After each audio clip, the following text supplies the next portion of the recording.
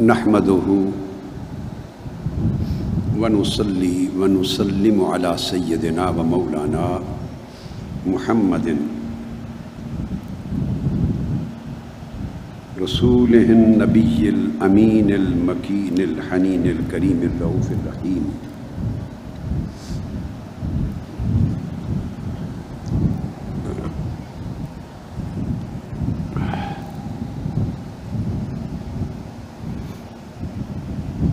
حضرت خواجہ نظام الدین اولیاء محبوب الہی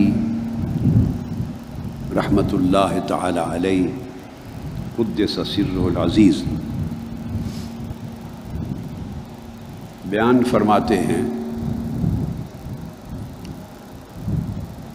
وہ اکثر و بیشتر حضرت شیخ الاسلام بابا فرید الدین گنج شکر رضی اللہ تعالیٰ عنہ کی بارگاہ میں حاضری اور کچھ دن آپ کی صحبت و تربیت میں گزارنے کے لیے حاضر ہوتے تھے۔ دہلی سے پاک پتن شریف آتے تھے، اکثر و بیشتر آتے۔ ان حاضریوں میں سے ایک سال کی حاضری کا ذکر کرتے ہوئے جو ماہ شوال میں عید کے بعد ماہ شوال کی 8 تاریخ کو ہوئی، ہفتے کا دن تھا، وہ کہتے ہیں کہ میں حضرت سیدنا مسعود گنج شکر سلطان العاشقین برہان الواصلین سید العارفین رضی اللہ تعالیٰ عنہ کی خدمت میں حاضر ہوا، اور جوں ہی آپ کی مجلس میں داخل ہوا، بیٹھتے ہی آپ نے یہ شعر پڑھا، اس کو آپ نے قلم بند کر دیا۔ یہ شعر حضرت بابا فرید الدین گنج شکر نے پڑھا،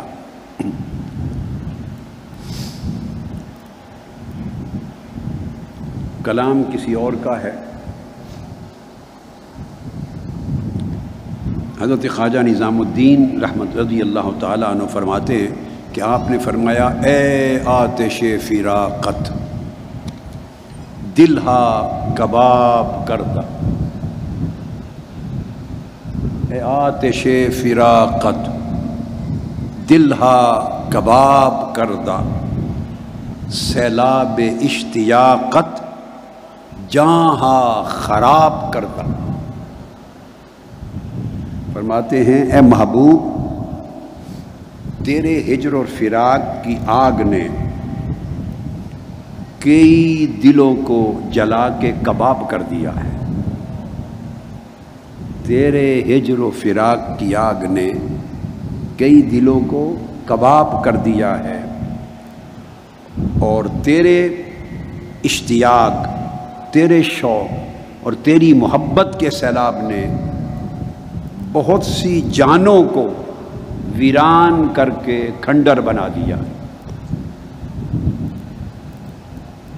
فرماتے ہیں کہ آپ نے عشق کے موضوع پر یہ شعر پڑھا، اور پھر مجلس میں آپ کی گفتگو شروع ہو گئی۔ میں نے آج کی دروس مثنوی کی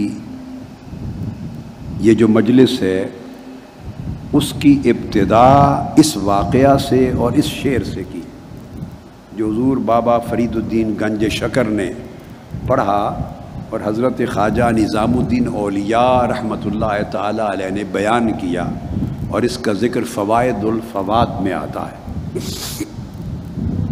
مقصد یہ کہنے کا یہ تھا کہ اولیاء کرام کی اور واصلین کی جو اس ذات حق کی بارگاہ میں پہنچے اور جنہوں نے اس کا وصف پایا،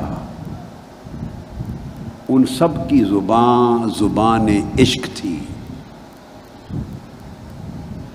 خواہ وہ سلوک کے ذریعے منزلیں طے کرتے رہے، زہد و طاعت کے ذریعے منزلیں طے کرتے رہے، ریاضت و مجاہدہ کے ذریعے منزلیں طے کرتے رہے، مگر وصل کسی کو عشق کے بغیر نصیب نہیں ہوا۔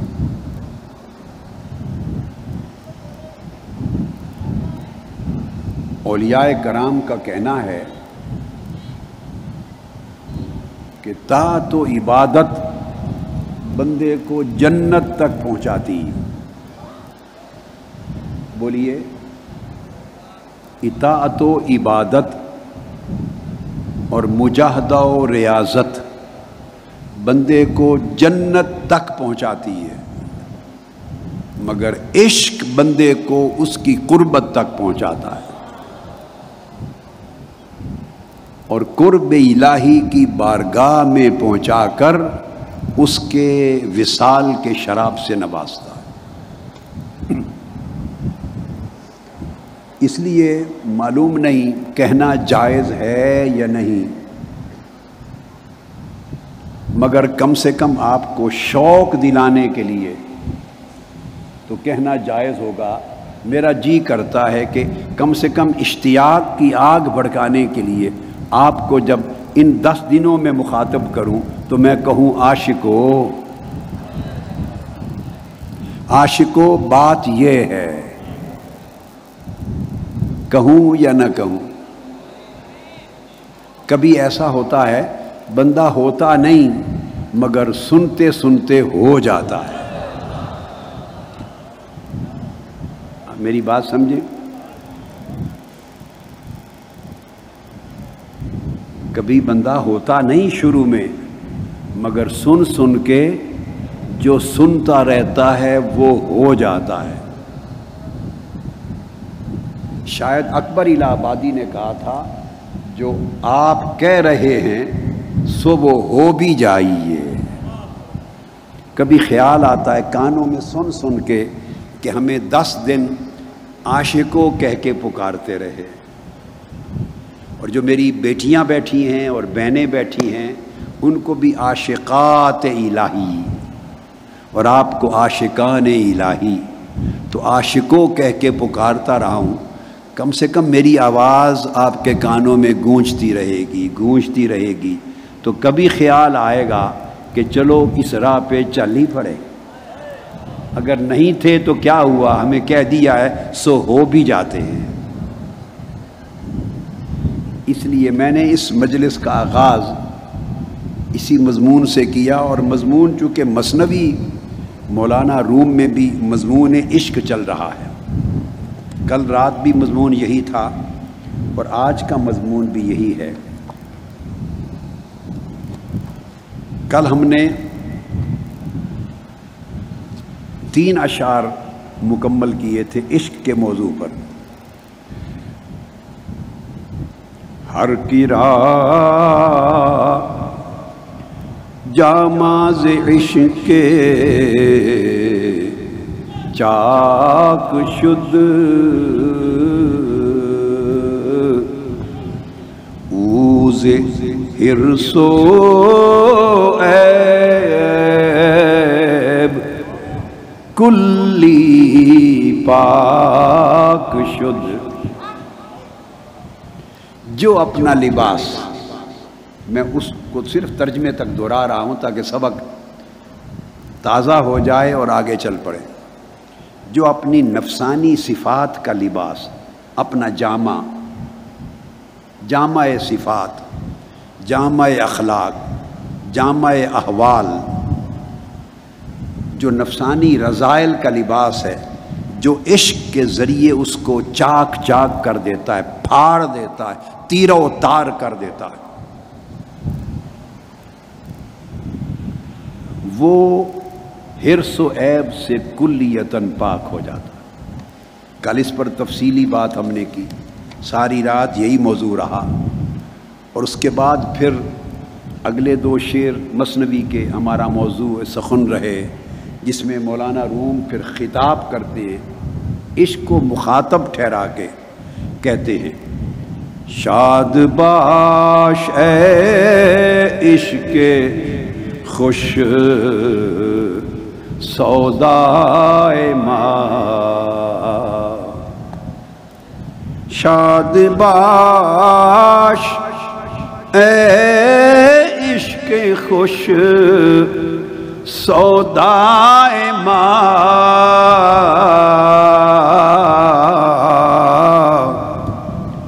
اے طبیب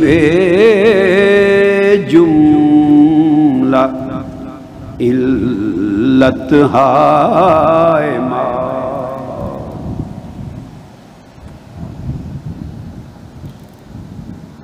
یہ اور طرز ہے، بس ایسے ہی میں نے بتایا، سر تو ہے نہیں میری، تو بس ایسے ہی اپنے رانجھا کو راضی کرنے کے لیے ذوق میں جو لے آ جائے بس میں پڑھ دیتا ہوں۔ اے دوائے نخوت و ناموس ماں،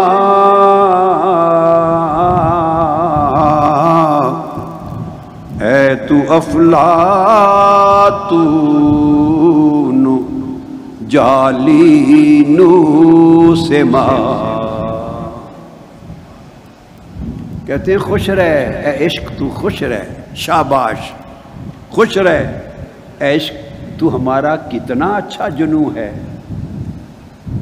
نعت خوانوں سے معذرت کے ساتھ اس کو پنجابی میں کیا لفظ بولتے ہیں، میں کیا کہوں آپ سے، ایسے ہی بدمزہ کر دینے والی بات ہوتی ہے نا، تو اس لیے نعت خوانوں سے اچھا پڑھنے والوں سے معذرت کے ساتھ تو کہتے ہیں کہ اے عشق تو ہمارا کتنا اچھا جنوں ہے، خوش رہ تو ہماری ساری مرضوں کا علاج ہے۔ علاج کیا بلکہ طبیب ہے، طبیب حاذق ہے۔ اگر اے عشق تو علاج کرے تو کوئی مرض باقی ہی نہ بچے۔ تو ہماری نخوت و ناموس کا بھی علاج ہے، حرص کا بھی علاج ہے، اور تو ہی ہمارا افلاطون ہے، تو ہی ہمارا جالینوس ہے۔ یہ مضمون تھا جو کل رات ہم سحری تک جس پر گفتگو کرتے رہے۔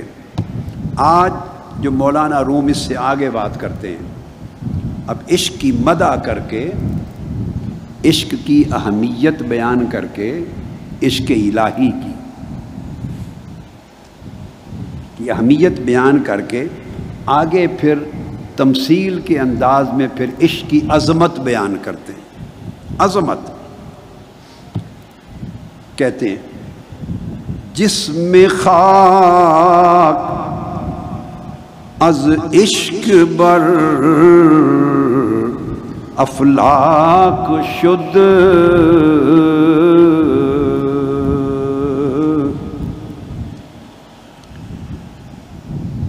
جس میں خاک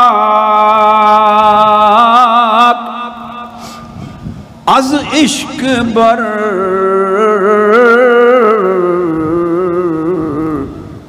افلاک شد،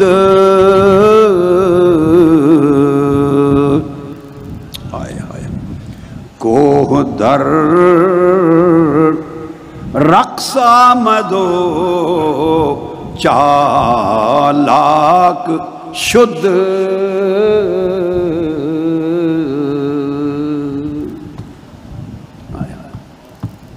میں تو ابا جی قبلہ میرے والد گرامی حضرت فرید ملت رحمۃ اللہ تعالی علیہ ان سے سنتا تھا، وہ پرانے وقت کی طرز میں مثنوی پڑھتے رہتے تھے رات کو، اور اپنے خطاب میں بھی خطبہ کے بعد چند اشعار پڑھتے تھے۔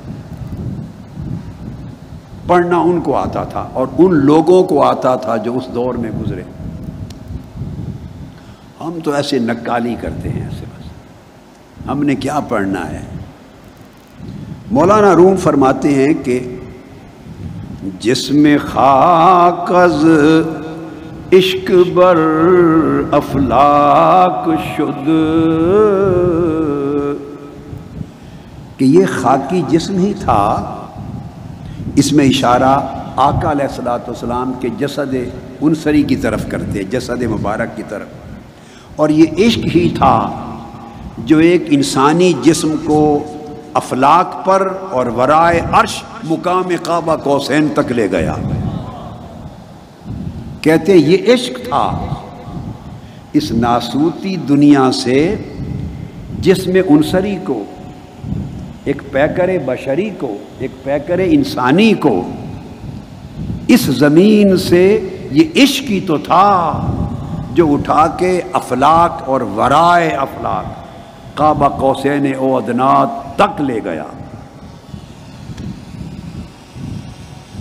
اور پھر اگلے مصرعے میں کہتے ہیں اور یہ بھی عشق ہی تھا جس نے کوہ طور کو نچا دیا۔ ہائے ہائے ہائے، کیا عجیب لفظ بولا، کوہ طور کو رقص کروا دیا۔ کبھی آپ نے یہ سنا؟ یہ عاشق کا ذہن ہی جاتا ہے ایسے تصور پر۔ آگے وہ بیان کرتے ہیں عاشق کا ذہن جاتا ہے، وہ جو ریزہ ریزہ ہو گیا تڑپ کر کوہ طور، اس کے ریزہ ریزہ ہونے کی طرف اشارہ کر کے کہتے ہیں کوہ در رقص آمد و چالاک شد، کو رقص میں آ گیا، کوہ طور رقص میں آ گیا، رقص کرنے لگا، اور خالی رقص ہی نہیں کیا، رقص کر کے جلا اور ہوشیار ہو گیا۔ واہ واہ واہ واہ، ایسا جلا، کہتے ہیں نا دل جلا، عاشق کو کہتے ہیں دل جلا، تو کوہ طور جلا اور ہوشیار ہو گیا۔ ہم پچھلے سال بھی تقریباً 3 راتیں یا 4 راتیں طور پر رہے۔ میں جب بھی مصر جاتا ہوں چند راتیں طور پہ ضرور گزارتا ہوں۔ طور کے دامن میں جگہ ہیں رہائش کی، طور کے دامن میں ہم گزارتے ہیں، تو میرے بچوں کا، طلباء کا پھر پورا ایک وفد ہوتا ہے۔ انجم صاحب کو چاہیے کہ کبھی قافلے ایک زمانے لے کے جاتے تھے، ایک قافلہ سالار عشق۔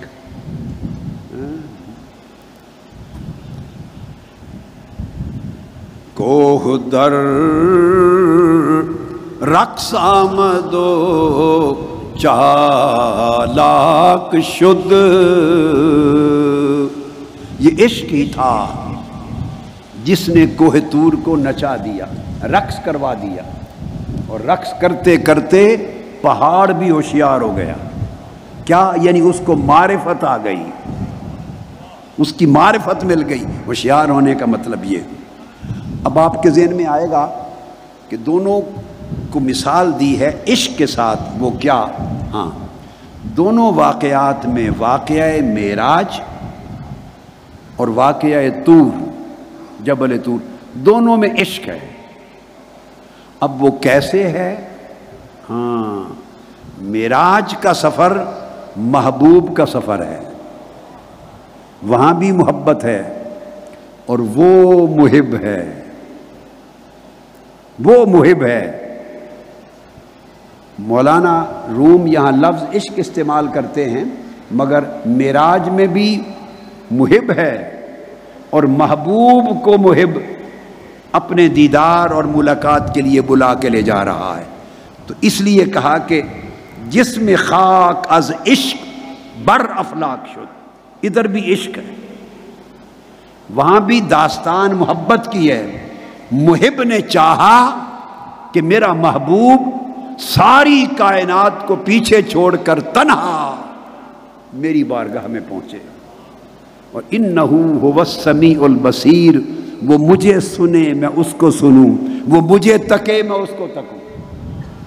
اور ایسے وقت میں ہم خلوت میں ہوں کہ مجھے اس کے سوا کوئی اور سننے والا نہ ہو، اس کو میرے سوا کوئی اور سننے والا نہ ہو، مجھے اس کے سوا کوئی اور تک نہ رہا ہو، اسے میرے سوا کوئی اور تک نہ رہا ہو۔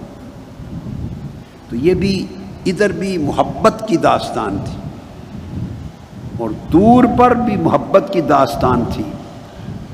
معراج میں ذات حق محب تھی، اور جبل طور میں حضرت موسیٰ محب تھے، حضرت موسیٰ عاشق تھے، ادھر وہ محب تھے، وہ ذات محبوب تھی۔ معراج کی رات جانے والے محبوب تھے، بلانے والا محب تھا۔ اب آپ سمجھ گئے دونوں میں اشارہ کس طرح کیا، اور پھر دونوں کا داستان دونوں واقعات میں محبت کی ہے، داستان دونوں واقعات میں محبت کی ہے، مگر معراج میں محبوب جا رہا ہے اور جبل طور کے واقعہ میں محب جا رہا ہے۔ محبوب کے سفر اور محب کے سفر میں ایک فرق ہے، کئی فرق ہیں، ایسے دو چار بتا دیتا ہوں، بہت سے فرق ہیں محب اور محبوب کے سفر میں۔ پہلا فرق تو یہ ہے کہ ادھر طور پر حضرت موسیٰ عاشق ہیں، محب ہیں، اور محبوب سے ملنے جا رہے ہیں، اس کا بھی ذکر قرآن میں ہے۔ اور معراج کی رات وہ محب ہے، آقا علیہ السلام محبوب ہیں، تو محبوب جا رہے ہیں، ان کا ذکر بھی قرآن میں ہے۔ اب دونوں کا ذکر کس طرح کیا؟ ذکر کرنے والا ایک ہی ہے، ذکر کرنے والا ایک ہی ہے۔ اب دیکھیے تھوڑا غور سے کس طرح فرق کیا ہے ذکر میں۔ حضرت موسیٰ جاتے ہیں طور پر، تو قرآن مجید میں فرمایا فَلَمَّا جَاءَ مُوسَىٰ لِمِيقَاتِنَا،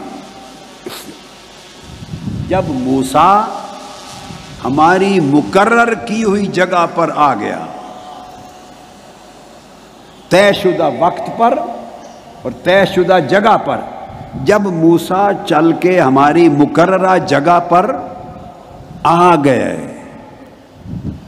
یہ محب کا عاشق کا جانا ہے۔ محبوب کہتا ہے جب میرا عاشق موسیٰ آ گیا طور کی چوٹی پر جو جگہ مقرر تھی، اور محبوب کا ذکر کرتے ہیں، فرمایا سبحان الذی اسریٰ بعبدہ، یہ ہوتا ہے محبوب کا فکر۔ جب محبوب کا جانا تو پھر وہ محب یوں بات ہی نہیں کرتا کہ میرا محبوب آیا، نہ، کہتا ہے پاک ہے وہ ذات جو اپنے محبوب بندے کو لے گئی۔ ادھر کہا جب موسیٰ آ گیا ملاقات کی جگہ پر، مقرر جگہ پر موسیٰ آ گئے، ادھر فرمایا جب میں خود محبوب کو لے گیا۔ ادھر وہ چل کے جاتے ہیں، ادھر سواری بیچ کے منگواتے ہیں اور کہتے ہیں اسریٰ بعبدہ، میں خود لے گیا، پاک ہے وہ ذات جو لے گئی۔ آپ فرق سمجھے نا، داستان محبت کی ہے دونوں جگہ، مگر ادھر محبوب جا رہا ہے، ادھر محب جا رہا ہے۔ دوسری بات ایک بڑی عجیب، وہ یہ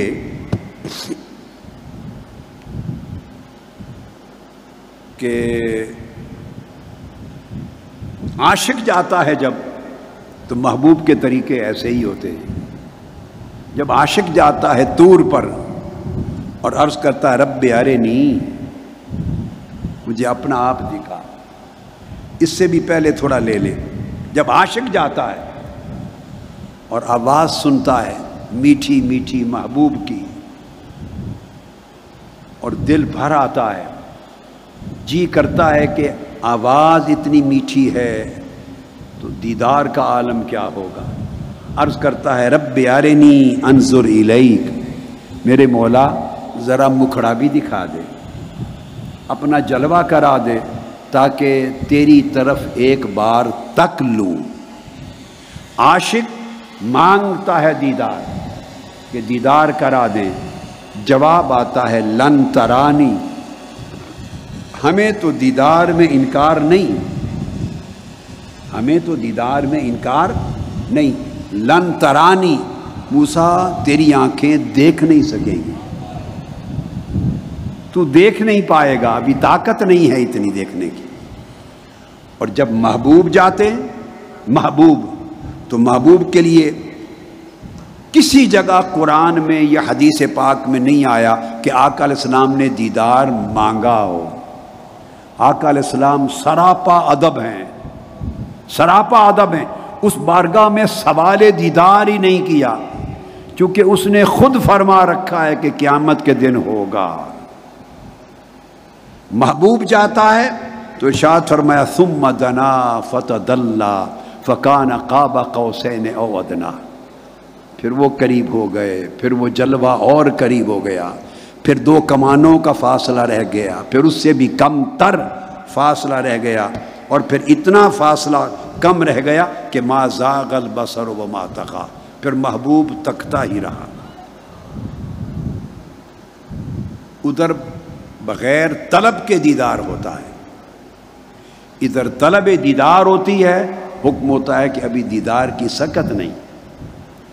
تیسری چیز بڑی اہم ہے، اور وہ یہ کہ جب عاشق جاتا ہے تو محبوبوں کا شیوا ایسے ہی ہے۔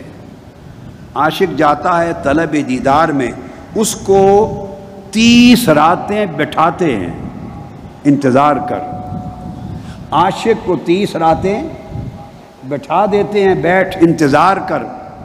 جب 30 راتوں کی مدت پوری ہوتی ہے تو امید لگتی ہے کہ اب دیدار ہوگا، پھر کہتے ہیں 10 راتیں اور پوری کر۔ عاشق جاتا ہے تو 40 راتیں بٹھاتے ہیں، چلا کراتے ہیں 40 راتوں کا، یہ عاشق کا جانا ہے، 40 رات بٹھا دیتے ہیں۔ جب محبوب کو بلاتے ہیں تو جانا بھی، آنا بھی، دیدار کرنا، سننا سارا لیلم من المسجد الحرام، رات کی آنکھ جھپکنے کے لمحے میں سارا کچھ کروا دیتے ہیں۔ وہاں انتظار نہیں ہوتا، وہاں انتظار نہیں ہے۔ اسریٰ بعبدہ لیلاً، وہاں انتظار نہیں ہے، لیلاً تنکیر کے ساتھ، یعنی ایک لمحے میں سارا کچھ کروا دیتے ہیں۔ محبوب کا انتظار نہیں، کہیں انتظار نہیں ہے۔ ادھر 40 دن 40 راتیں بٹھا دیتے ہیں۔ وہ جانے والا عاشق ہے، یہ جانے والا محبوب ہے۔ اور پھر فرق یہ ہے کہ جب ادھر تجلی ہوتی ہے تو خر موسیٰ صاعقہ، بے ہوش ہو کے گر جاتے ہیں۔ ادھر معراج کی شب تجلی ہوتی ہے تو ما زاغ البصر وما طغی، آنکھ بھی نہیں جھپکتی، ہوش بھی نہیں جاتے۔ ما کذب الفؤاد ما رأى، آنکھیں بھی تکتی رہیں، دل بھی تکتا رہا، اور جو کچھ آنکھوں نے دیکھا دل تصدیق کرتا رہا، ہاں یہی جلوہ ہے، اور جو دل دیکھتا رہا آنکھیں اس حسن کی تصدیق کرتی رہی، ہاں یہی جلوہ ہے۔ تو مولانا روم فرماتے ہیں کہ ہیں دونوں طرف داستان عشق، معراج میں بھی اور قصہ طور میں بھی، دونوں طرف۔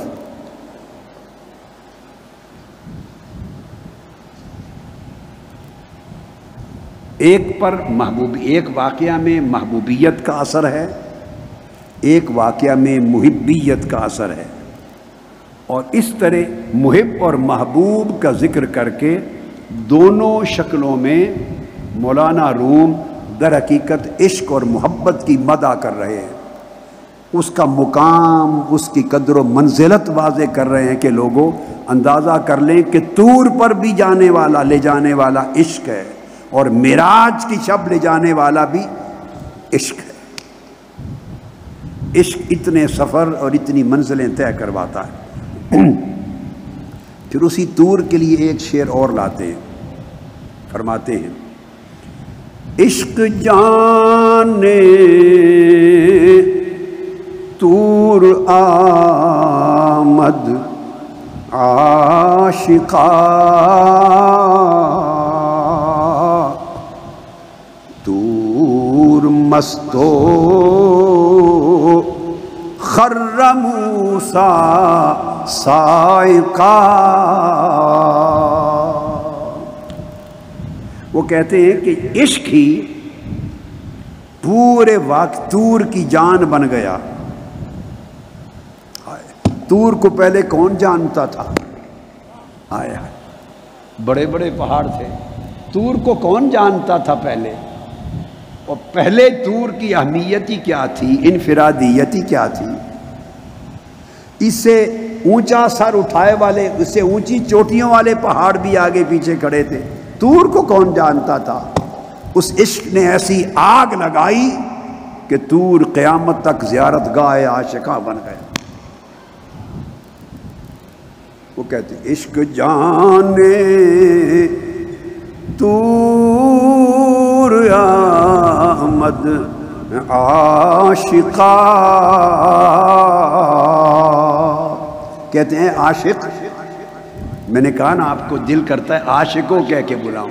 میرے جوان بیٹے جواب دیں مجھے ہاتھ اٹھا کر، جوانوں، ابھی جوانوں سے بات کر رہا ہوں، جو جوان ہیں، جو نوجوان ہیں، چھوٹی چھوٹی عمر کے ہیں، جن کی زندگی میں شباب کی رت شروع ہو رہی ہے،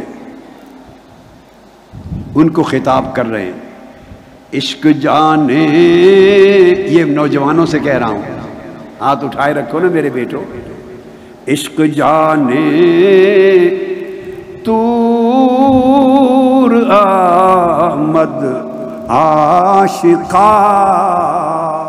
اے عاشقو، عشق طور کی جان بن گیا، اور میں کہوں گا عشق طور کی پہچان بن گیا، اور عشق طور کی شان بن گیا، طور ہو گیا۔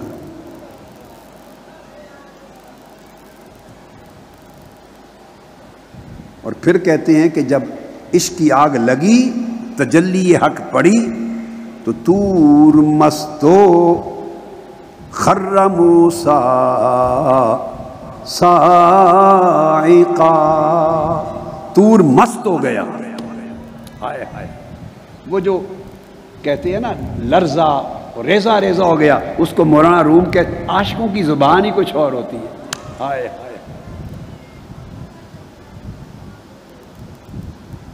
ہم کیا جانے عاشقوں کی بولی، وہ کہتے ہیں طور مست ہو گیا، اور مستی میں جب وجد ہوتا ہے نا تو لوگ کپڑے پھاڑ دیتے ہیں، کسی کی روح پرواز کر جاتی ہے، تو مستی میں طور پر جو بیتا سو بیتا، محبوب کے حسن کی تجلی گری تھی، تو جو کچھ طور سے کے ساتھ ہوا، یہ نہ ہوتا تو بولیے کیا ہوتا۔ اس لیے اور پھر تجلی طور پہ گری، طور مست ہو گیا، اور مولانا روم کہتے ہیں رقص کرنے لگا، اور ادھر خر موسیٰ صاعقا، اور موسیٰ علیہ السلام بے ہوش ہو کر گر پڑے۔ یہ کون سی بے ہوشی تھی؟ یہ وہ تھی جس میں عقل کا ہوش، یہ جو دنیا کی عقل معاش ہے، وہ ہوش ایک ایسی مدہوشی میں بدل گیا، ایک ایسی مدہوشی میں بدل گیا جس مدہوشی میں ساری معرفت آ گئی۔ خر موسیٰ صاعقا، وہ بے ہوشی عام بے ہوشی نہ تھی، اس بے ہوشی میں ایک ہوش تھا، اس بے ہوشی میں ایک ہوش تھا۔ اس لیے جو ہی بے ہوشی سے نکلے تو کہا میں توبہ کرتا ہوں، وہ ایک نیا ہوش مل گیا، نیا ہوش مل گیا۔ اور پھر وہ تجلی حضرت موسیٰ علیہ السلام کے اندر اتنی تجلیات کا اثر سما گیا، تجلیات حسن کا اثر اتنا سما گیا کہ پھر وہ محبوب کے حسن کا جو جلوہ تھا، تجلی تھی، اس کے اثرات آپ کے چہرے پہ رہتے تھے، اس کے اثرات حضرت موسیٰ علیہ السلام کے چہرے پہ رہتے تھے۔ جو کپڑا ڈالتے جل جاتا، جو کپڑا چہرے پہ ڈالتے جل جاتا، یعنی تجلیات کا جو انعکاس تھا، پرتو تھا، ریفلیکشن تھی اس کے تجلیات حسن کی، ایک تجلی حسن الہی کی، جو کپڑا ڈالتے جل جاتا۔ تو پھر انہیں حکم ہوا کہ موسیٰ، اب یہ کوئی کپڑا دنیا میں ایسا نہیں جو اس تجلی حسن الہی کی پرتو کو برداشت کر سکے، بس عاشق کا اپنا کپڑا ہی برداشت کرے گا۔ تو وہ جو پہنتے تھے آپ کپڑا، جو اونی لباس پہنتے تھے موسیٰ علیہ السلام، اسی کا ٹکڑا لے کر اپنا پردہ بنا لو۔ اچھا اب آپ پوچھیں گے وہ کپڑا ڈالنے کی ضرورت کیوں آتی تھی چہرے پر؟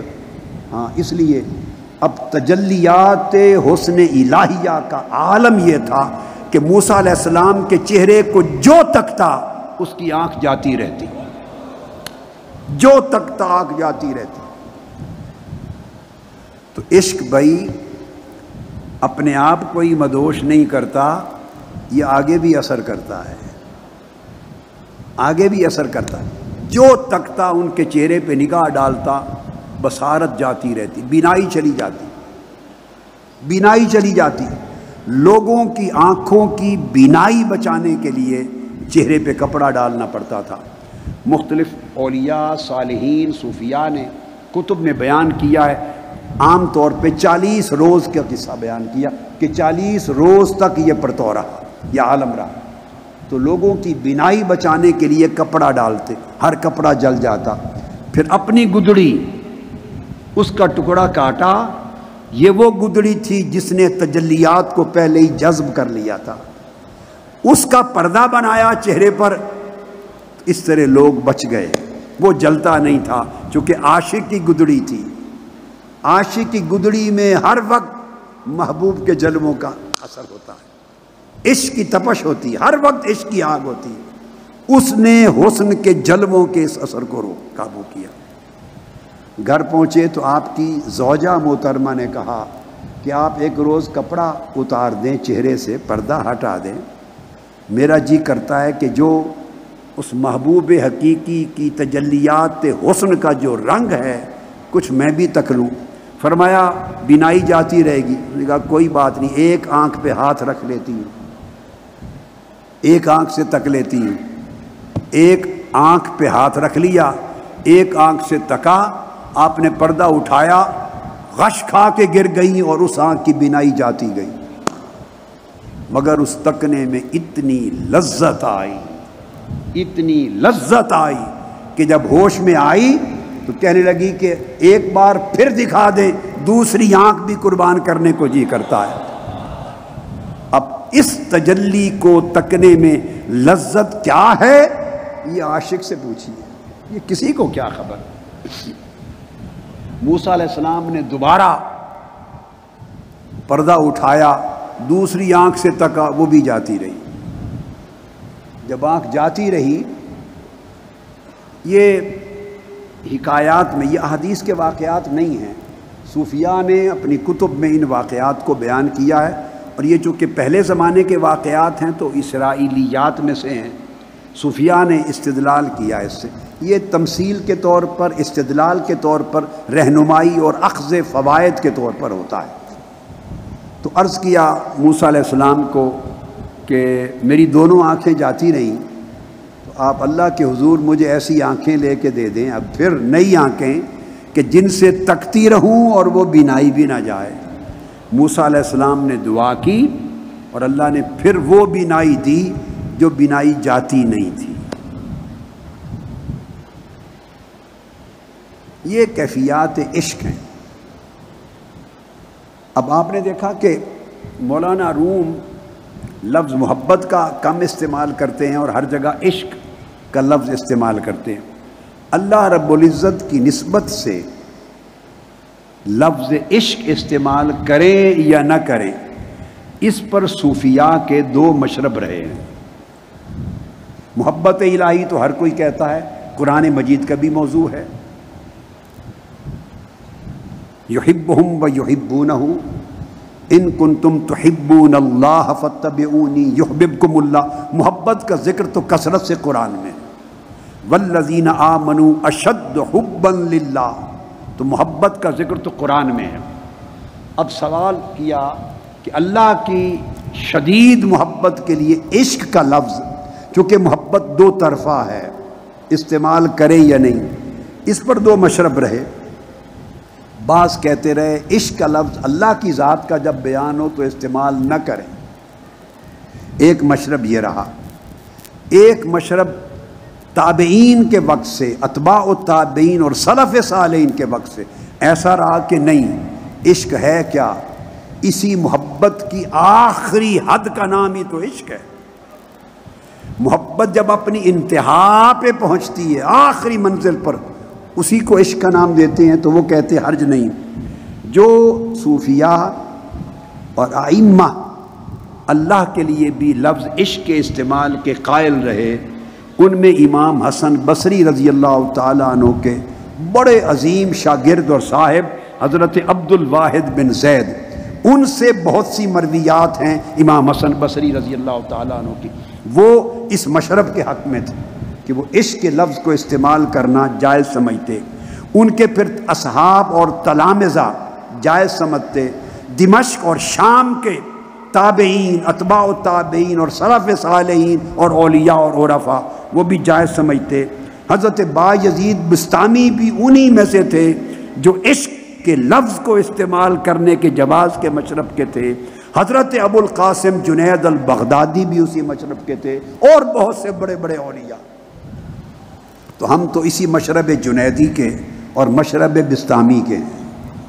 بڑی بڑی ہستیوں نے جہاں تصوف کے سارے سلاسل جا کے جڑتے ہیں، وہ عشق کے لفظ کے استعمال کو ہمیشہ جائز مانتے ہیں۔ ہمارا تصوف تصوف جنیدی ہے، ہمارے تصوف کی پہچان تصوف جنیدی ہے، یاد رکھ لیں۔ تو وہ لفظ عشق کا استعمال کرتے، اور اس کا استنباط ایک حدیث سے بھی کرتا ہوں۔ یہ تو تھی تابعین، اتباع التابعین، سلف صالحین اور اولیاء کاملین کی بات، مگر ایک حدیث پاک آتی ہے، اس کو سیدنا امام حسن بصری رضی اللہ تعالی عنہ نے روایت کیا ہے مرسلاً، یعنی براہ راست آقا علیہ الصلوۃ والسلام سے۔ تو یہ مرسلات حسن بصری میں سے ہے۔ امام ابو نعیم اس کو روایت کرتے ہیں حلیۃ الاولیاء میں، پوری سند کے ساتھ روایت کرتے ہیں۔ وہ حدیث سنیے۔ حدیث میں آقا علیہ الصلوۃ والسلام نے فرمایا کہ یہ حدیث قدسی ہے، کہ اللہ رب العزت فرماتے قال عن الحسن رضی اللہ تعالی عنہ قال رسول اللہ صلی اللہ تعالی علیہ وآلہ وسلم یقول اللہ تعالی، اللہ پاک فرماتے ہیں، اب سنیے، اذا کان الغالب علی عبدی الاشتغال بی، اللہ پاک فرماتے ہیں جب میرے بندے پر میرے ساتھ ہر وقت مشغول رہنے کا حال غالب آ جاتا ہے، یہ سٹیج ہوتی، ابھی میں آگے چل کے بتاتا ہوں آپ کو۔ اللہ پاک فرماتے ہیں جب میرے بندے پر یہ حال غالب آ جاتا ہے کہ ہر وقت وہ میرے ساتھ مشغول رہتا ہے، اس کا شغل میرے ساتھ رہتا ہے۔ ایک ہوتا ہے شاغل، ایک ہوتا ہے غافل۔ غافل وہ ہوتا ہے جو بھولا رہتا ہے، کچھ لوگ غافل ہوتے ہیں، اس سے بہتر کچھ لوگ اس حال میں آ جاتے ہیں، کبھی کبھی شاغل ہوتے ہیں، کبھی کبھی غافل ہوتے ہیں۔ شغل اور غفلت ملی جلی چلتی ہے، یہ ایک حال ہوتا ہے۔ پھر کچھ لوگ بڑھتے بڑھتے بڑھتے اس مقام پر جا پہنچتے ہیں کہ غفلت ان کی زندگی سے کلیتاً ختم ہو جاتی ہے۔ غفلت کا کلیتاً ختم ہو جانا، اور کسی ایک لمحہ کے لیے بھی غفلت قلب اور باطن پہ طاری نہ ہو، یہ مرتبہ عشق دیتا ہے۔ فرمایا کہ جو پھر اس حال میں پہنچ جاتے ہیں کہ ہم وقت میرے ساتھ مشغول رہتے ہیں، اور ان کا حال یہ ہوتا ہے کہ کبھی بھی ان پر غفلت طاری نہیں ہوتی، کبھی بھی مجھ سے غافل نہیں ہوتے۔ یہ قرآن مجید میں ذکر ہے، لا تلہیہم تجارت ولا بیع عن ذکر اللہ رجال۔ جب بندہ مرد ہو جاتا ہے، جب بندہ مرد ہو جاتا ہے، یہ مرد ہونا اس میں شرط نہیں ہے کہ وہ مرد ہو آپ والا یا کوئی عورت ہو، نہیں، میل اور فیمیل نہیں۔ جب وہ مرد ہو جاتا ہے، مرد کا مطلب یہ ہے کہ جو ہمہ وقت شاغل بحق ہو جائے اس کو مرد کہتے ہیں۔ جو ہمہ وقت شاغل بحق ہو جائے، حق کے ساتھ اس طرح شاغل ہو جائے کہ کسی لمحے کے لیے بھی اس کی زندگی میں، اس کی سوچ میں، اس کے قلب و باطن میں حق کی یاد محوی نہ ہو، غفلت داخلی نہ ہو۔ جب وہ شاغل بحق رہے اور دائم رہے شکل حق میں، اس کو کہتے ہیں مرد۔ یہ قرآن مجید، اس کو کہا رجال، مرد کہتے ہیں۔ اللہ پاک نے فرمایا جب بندہ اس مرتبے تک پہنچتا ہے کہ ہمہ وقت میرے ساتھ شاغل ہو جاتا ہے، تو پھر فرمایا جعلت نعیمہ ولذتہ فی ذکری، پھر میں اس کی جنت اور نعمت اور اس کی لذت اور اس کی راحت اور اس کا کیف اور اس کا سرور اور اس کا نشہ سب کچھ اپنی یاد میں کر دیتا ہوں۔ اس کو پھر میری یاد میں، وہ ثواب کے لیے میری یاد نہیں کرتا، اسے ساری لذت ہی میرے ذکر میں آتی ہے، اسے کیف و سرور ہی میرے ذکر میں آتا ہے۔ میری یاد اس کے لیے بہار زندگی ہوتی ہے، میں اس کی نعمت اور اس کی لذت اور اس کی حلاوت اور اس کی راحت جہاں سب کچھ اپنے ذکر اور یاد میں کر دیتا ہوں۔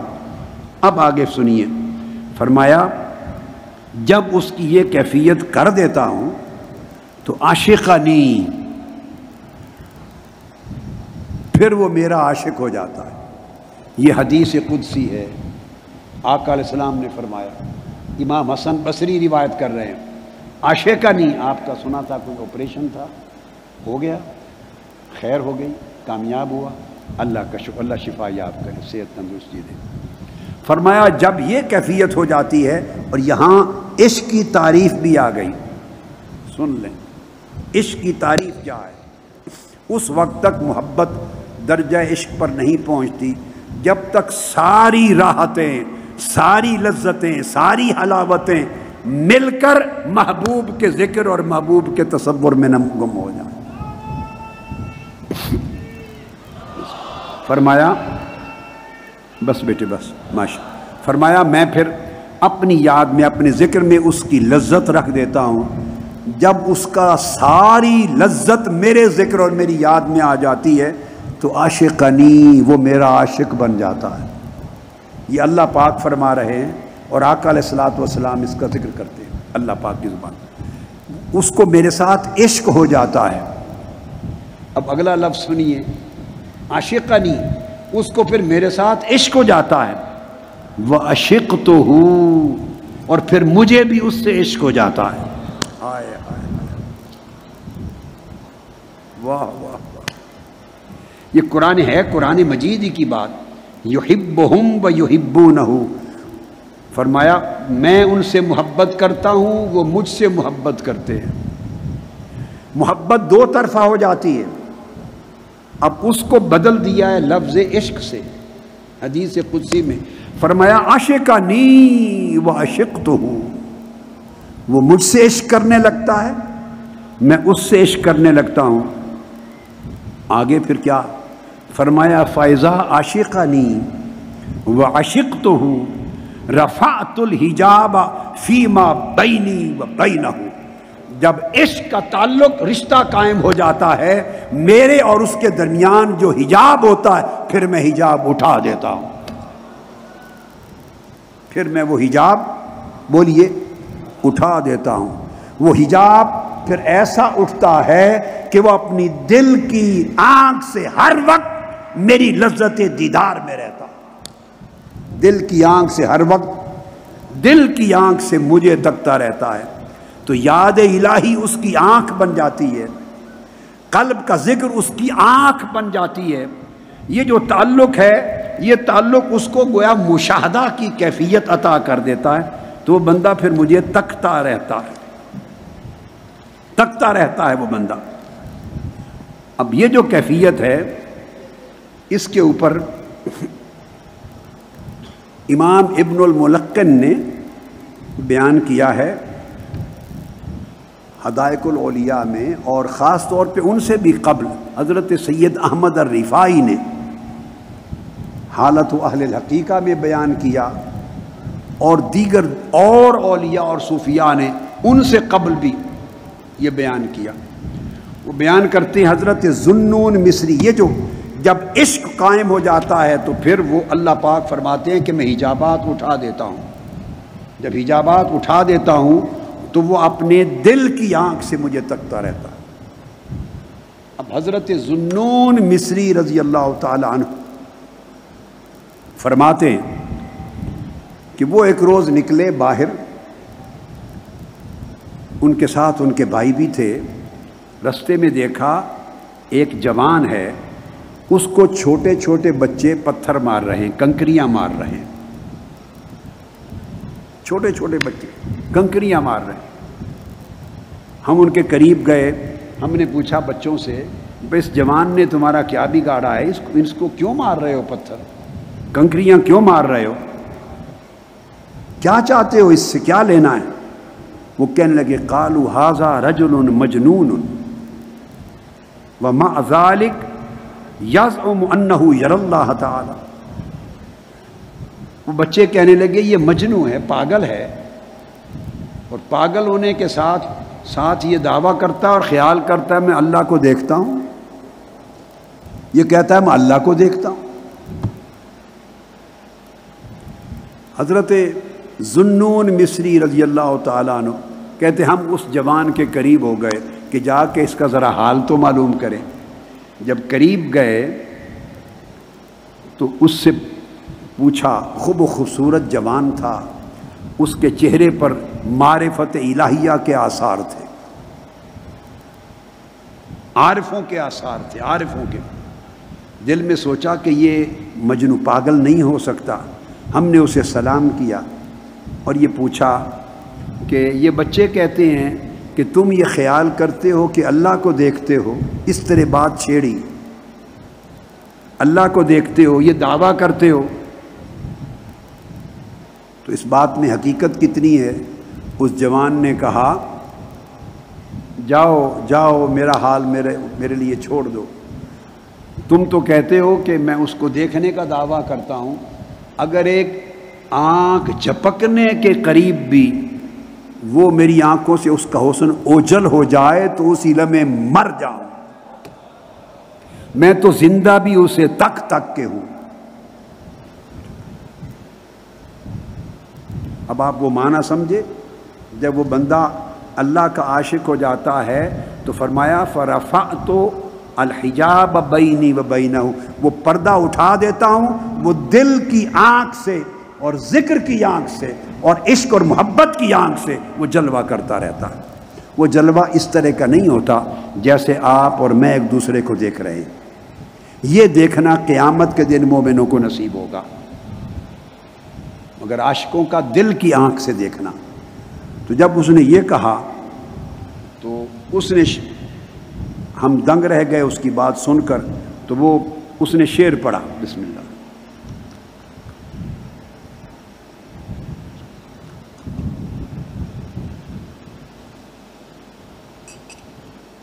کہنے لگا وہ جوان، شاید اس کو تکنے کا معنی بھی آپ کو سمجھا دوں۔ کہا طلب الحبیب من الحبیب رداہ ومن الحبیب من الحبیب لقاء۔ کہا حبیب کا طلب کرنا، جب محبوب کی طلب حبیب کی طرف سے ہوتی ہے، محبوب کی طلب محب کی طرف سے ہوتی ہے،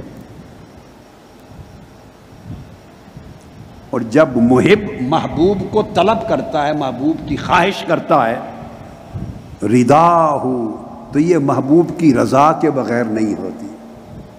عاشق محبوب کے لیے جب تڑپتا ہے تو وہ محبوب کی رضامندی کے بغیر تڑپ نہیں سکتا۔ کسی کے دل کو تڑپنے کا حال نصیب نہیں ہوتا جب تک محبوب اس کو تڑپنے کے لیے توجہ نہیں دیتا۔ اور فرمایا کہ جب آرزو پیدا ہوتی ہے محبوب کے لیے، محب کے دل میں، یہ آرزو ہی اس کی ملاقات ہوتی ہے۔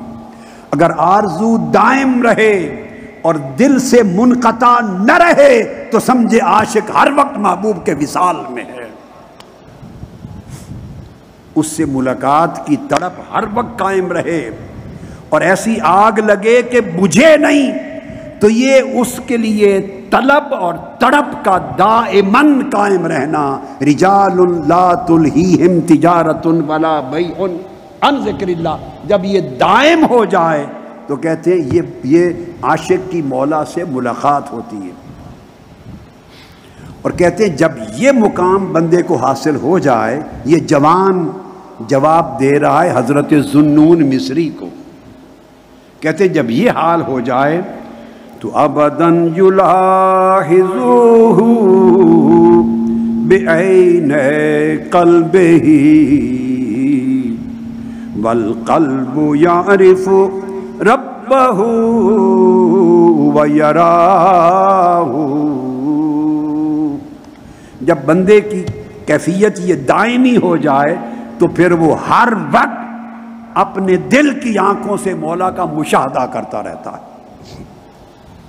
یہ معنی ہے، ہر وقت اپنی دل کی آنکھ سے اپنے مولا محبوب کا مشاہدے میں مستغرق رہتا ہے، اور جو دل ہے وہ پھر اپنے محبوب کو، رب کو پہچانتا بھی ہے اور دیکھتا بھی ہے، اس کو پتہ ہوتا ہے کہ میں تک رہا ہوں اپنے محبوب کو، تو دل کو یہ حال نصیب ہو جاتا ہے، یہ حال نصیب ہو جاتا ہے۔ جب اس طرح کے شعر پڑھے اس جوان نے تو حضرت ذوالنون مصری فرماتے ہیں فقلت لہ امجنون انت، یہ سن کے ہم لرز گئے اور میں نے کہا تو مجنون ہے، یہ تجھے پاگل کہہ رہے ہیں، تو پاگل ہے؟ انہوں نے جواب دیا فقال اما عند اہل الارض فنعم واما عند اہل السماء فلا۔ ہاں اگر بات پوچھتے ہیں آپ اہل زمین کی تو میں یقیناً پاگل ہوں، اور اگر پوچھتے ہیں کہ اہل سما آسمان والے کیسے دیکھتے ہیں تو وہ مجھے پاگل نہیں جانتے، وہ پاگل نہیں جانتے، وہ سمجھتے ہیں ہاں زمین والوں کی نگاہ میں ضرور پاگل ہوں۔ انہوں نے کہا اچھا جوان پھر یہ بتا دے فقلت فکیف حالک مع المولا، مولا کے ساتھ، محبوب کے ساتھ تیرا حال کیسا ہے؟ ہائے ہائے ہائے، کیا پوچھا کہ محبوب کے ساتھ تیرا، بولیے نا، تیرا حال کیسا ہے؟ انہوں نے بڑا پیارا جواب دیا، میرے نوجوان بیٹے اور میری بیٹیاں اور سارے عاشقوں اس جواب پہ دھیان کرو، اس جواب کو اپنے من میں بسا لو اور یہ لے کر جاؤ اس مستی سے۔ پوچھا مولا کے ساتھ تیرا حال کیسا ہے؟ انہوں نے جواب دیا قال منذ عرفتہ ما جفوتہ، جب سے میں نے اسے پہچان لیا ہے تب سے میں نے بے وفائی نہیں کی۔ ہائے ہائے، جب سے اسے پہچان لیا ہے تب سے میں نے کوئی بے وفائی نہیں کی۔ حضرت ذوالنون مصری نے آگے پوچھا منذ کم عرفتہ، کتنا عرصہ ہوا تجھے اس کو پہچانے ہوئے، کب سے پہچانا ہے؟ انہوں نے کہا قال منذ جعل اسمی فی المجانین، جب سے اس نے میرا نام پاگلوں میں لکھ دیا ہے، جب سے اہل زمین مجھے پاگل کہتے ہیں، دیوانہ کہتے ہیں، اس دن سے میں نے اس کو پہچان رکھا ہے۔ عاشق جب معرفت حاصل کرتا ہے مولا کی، اس کی بولی بدل جاتی ہے، اس کا کال بدل جاتا ہے، اس کا حال بدل جاتا ہے، اس کی کیفیات بدل جاتی ہیں، اس کی واردات بدل جاتی ہیں، اس کی ترجیحات بدل جاتی ہیں۔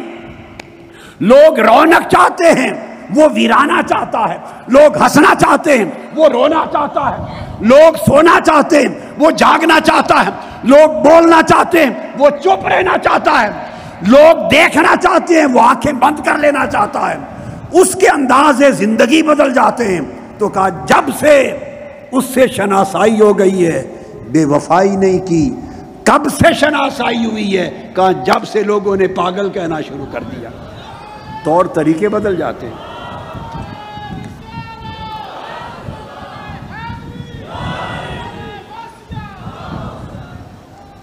عاشق ہو. کوئی بات سمجھ میں آئی ہے؟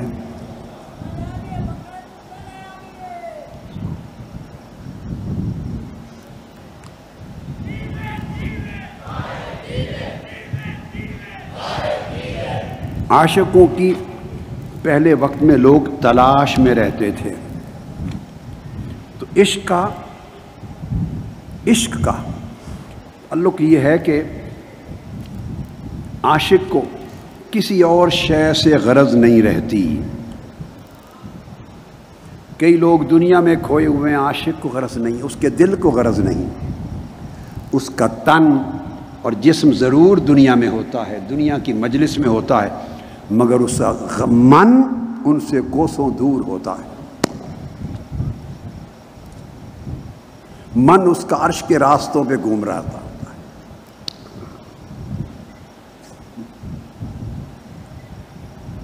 لوگ عبادت گزار بنتے ہیں، جنت اور جیسے میں نے کہا آپ کو پہلے بھی درجات اور مراتب کے دھیان میں ہوتے ہیں. عاشق کو اس سے بھی غرض نہیں ہوتی.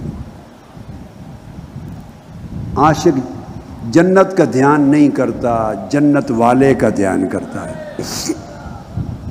نعمتوں پر آنکھ نہیں رکھتا، نعمت والے پر آنکھ رکھتا ہے.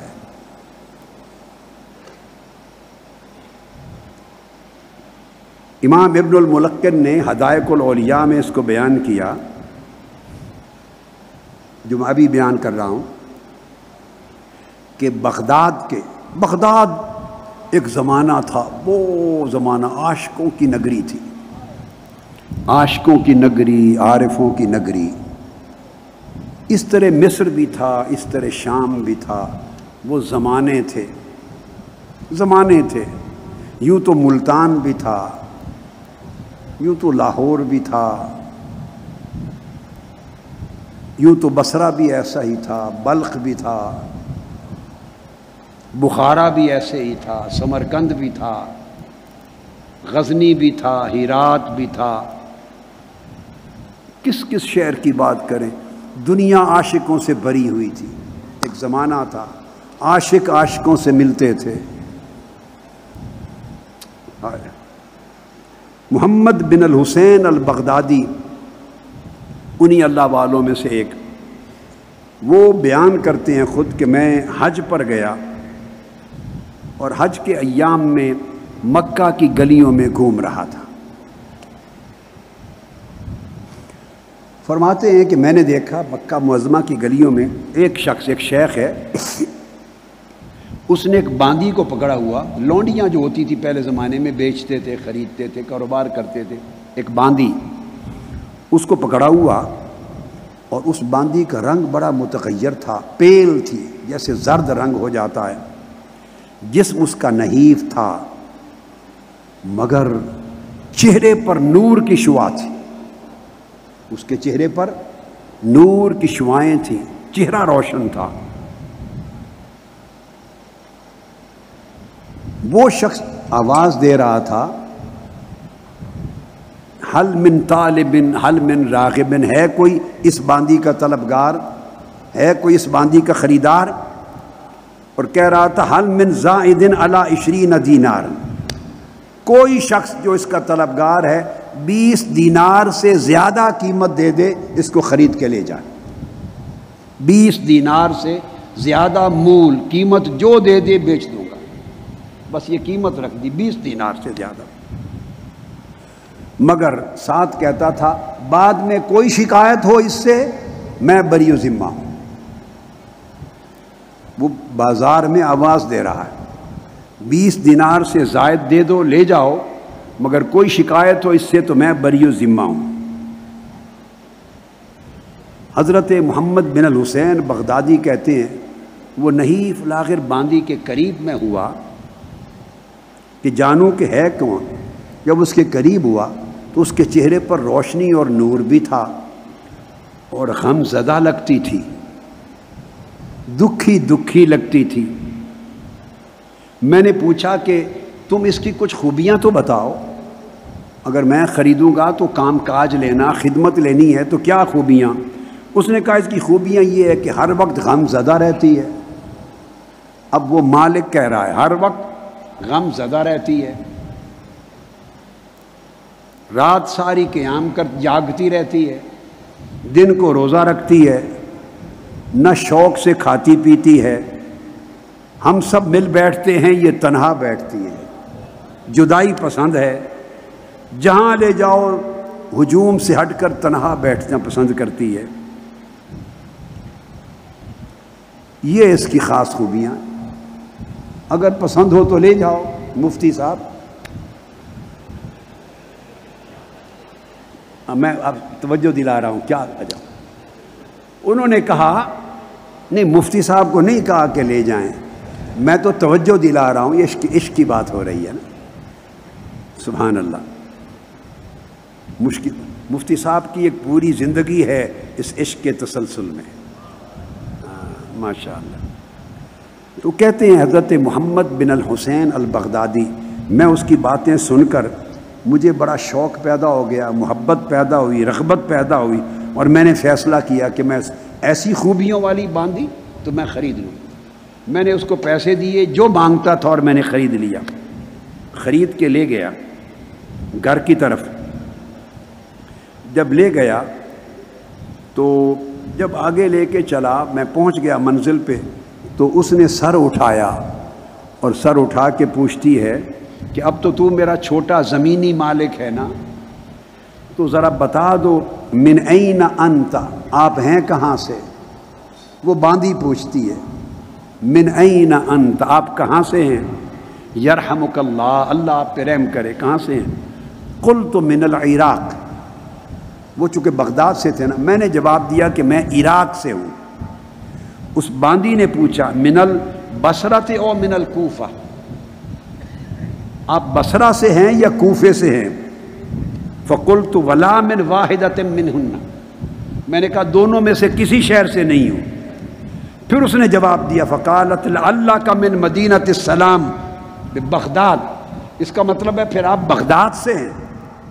اب وہ باندی بات کر رہی ہے، میں نے جواب سن لیا، قلت نعم، سارا کہہ کے میں نے کہا قالت بخ بخ، اس نے کہا بخ بخ، واہ واہ، وہ باندی بولی مدینۃ الزہاد والعباد، عاشقوں کا شہر، عاشقوں کا شہر، عابدوں کا شہر، زاہدوں کا شہر، عارفوں کا شہر۔ وہ باندی یوں بولنے لگی، قال فعجبت، مجھے بڑا تعجب ہوا، باندی جو خدمت گزار ہوتی چھوٹی، مجھے تعجب ہوا، قلت یا جاریہ من حجرۃ الی حجرہ، تو ایک حجرے میں بند رہتی ہے، کام کاج کرتی رہی، جو اس نے بیچا تو ایک حجرے سے دوسرے حجرے میں چلی گئی، تیرا تو باہر نکلنا، کوچوں بازار میں، شہروں میں، مختلف ملکوں میں جانا آنا ہی نہیں ہے زندہ، اور کوئی نہ ٹی وی تھے، نہ انٹرنیٹ تھا، نہ اخبارات تھے، نہ رسائل تھے، تیرا تو ذریعہ ہی کوئی نہیں، بند حجرے میں رہنے والی یہ ساری معلومات جو دے رہی ہیں کہ عاشقوں کا شہر، عابدوں کا شہر، زاہدوں کا شہر۔ میں نے پوچھا کہ یہ ساری معلومات تمہیں ملی کہاں سے؟ قلت لہا من تعرفی منہم، اب بتا آپ ان میں سے کن کو جانتی ہیں جو کہہ رہی ہیں عاشقوں کا شہر، عارفوں کا شہر، ان میں سے کن کن کو جانتی ہیں؟ وہ جواب دینے لگی قالت اعرف مالک ابن دینار، میں مالک بن دینار کو جانتی ہوں، کیا عاشق تھے، ہائے ہائے ہائے ہائے، ان کو جانتی ہوں۔ وہ بشر الحافی، بشر حافی کو جانتی ہوں۔ وہ صالحن المزی، اور صالح المزی کو جانتی ہوں۔ وہ ابا حاتم السجستانی، حضرت ابو حاتم سجستانی کو جانتی ہوں۔ وہ معروفاً الکرخی، اور معروف کرخی کو جانتی ہوں۔ وہ محمد بن الحسین البغدادی، محمد بن حسین بغدادی کو جانتی ہوں۔ اور کہنے لگی رابعۃ العدویہ، رابعہ بصریہ کو بھی جانتی ہوں، شعبانہ کو بھی جانتی ہوں، میمونہ کو بھی جانتی ہوں۔ اس نے کل عاشقوں عارفوں کے نام گن دیے، عاشقوں کے نام گن دیے۔ میں نے پوچھا قلت لہا من این لک معرفت ہؤلاء، ان ساری ہستیوں کی معرفت اور پہچان، جان پہچان تمہیں کہاں سے ملی، تم کیسے جانتی ہو؟ انہوں نے جواب دیا واہ واہ واہ واہ، قلت یا فتیٰ، اس نے کہا اے اللہ کے بندے، کیف لا اعرفہم وہم واللہ اطباء القلوب، وہ تو جو مریض عشق ہیں ان کے طبیب ہیں یہ لوگ، میں ان کو کیسے نہ جانوں؟ جو لوگ مریض عشق ہیں یہ ان کے دلوں کے معالج اور طبیب ہیں، مریض اپنے طبیب کو نہ جانے تو کس کو؟ بس یہ اس نے جواب دے دیا۔ انہوں نے کہا کہ اچھا پھر اللہ کی بندی، وہ جو محمد بن الحسین کا نام لیا وہ میں ہوں، وہ میں ہوں۔ اس نے کہا میں نے اللہ کے حضور دعا کی تھی کہ باری تعالیٰ محمد بن الحسین بغدادی کی قرات بڑی خوبصورت ہے، وہ بڑی خوبصورت آواز میں تیرے کلام کی تلاوت کرتا ہے، مجھے اس سے ملا دے تاکہ میں اس سے قرآن سنوں۔ میں نے دعا کی تھی، اللہ نے میری دعا قبول کر لی اور تجھ سے ملا دیا۔ اور پھر مجھ سے کہنے لگی تیری آواز بڑی پیاری تھی، بڑی خوبصورت آواز سے قرآن آپ پڑھتے تھے، مردہ دل جی پڑھتے تھے، تو کیا اب بھی، اور آنکھیں رو پڑتی تھی، چشموں کی طرح برستی تھی، کیا اب بھی وہی حال ہے آپ کے پڑھنے کا یا نہیں؟ اس نے کہا وہی حال ہے۔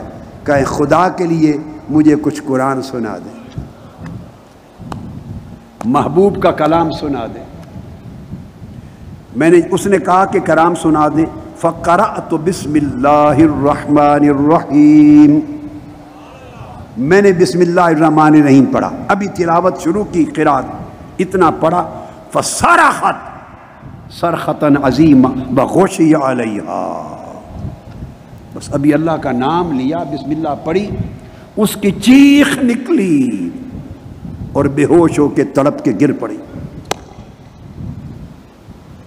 آواز میری میں سنا، چیخ نکلی اور بے ہوش ہو کے گر پڑی۔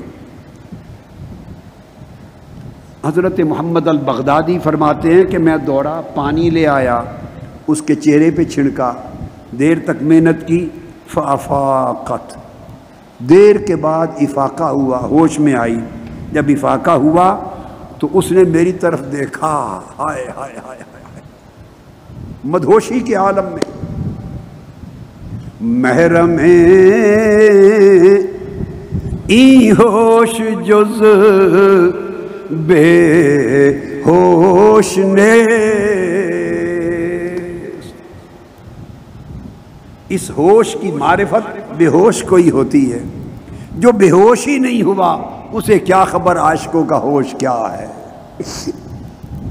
اس نے عالم مدہوشی میں میری طرف آنکھیں پھاڑ کے دیکھا اور دیکھ کے وہ بولی ھذا اسمہ وکیف لو عرفتہ حق معرفتہ وفی الجنان رأیتہ، کہا اے محمد بن حسین بغدادی، یہ تو صرف اس محبوب کا نام تھا، یہ تو صرف نام تھا جو تو نے لیا، نام کا عالم یہ ہے، اور بتا جب اس کو دیکھوں گی تو حال کیا ہوگا۔ ہائے ہائے ہائے ہائے،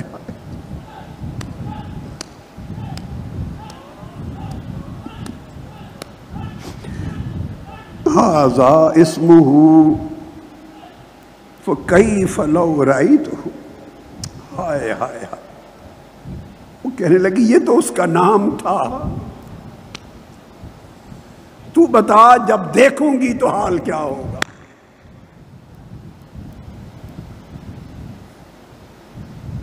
پھر کہنے لگی اقرا یرحمک اللہ، اللہ تجھ پہ رحم کرے، آگے پڑھیے، کچھ اور سنا قرآن میں۔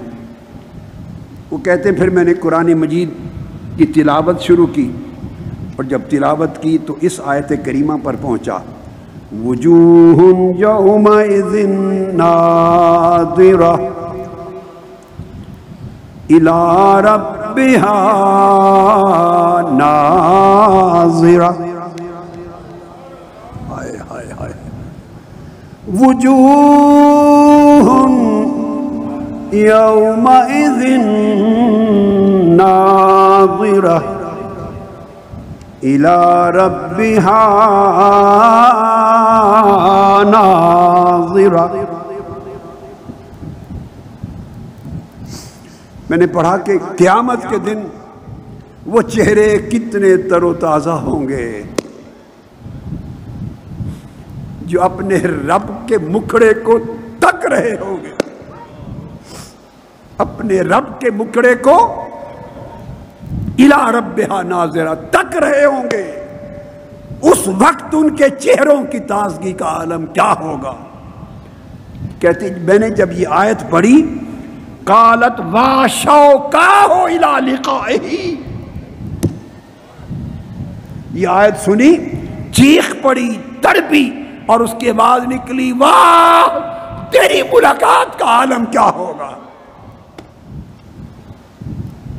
اس دن تیرے تکنے کا عالم کیا ہوگا.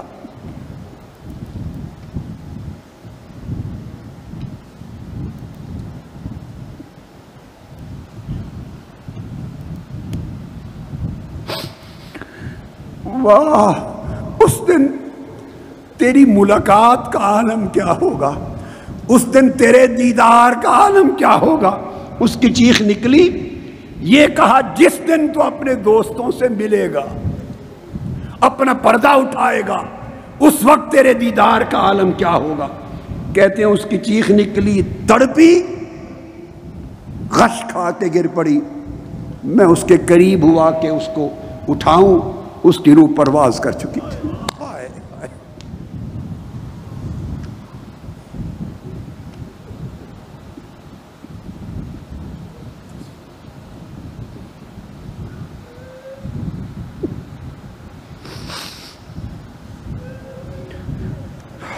تیری ملاقات کا عالم کیا ہوگا، اس دن کے دیدار کا عالم کیا ہوگا.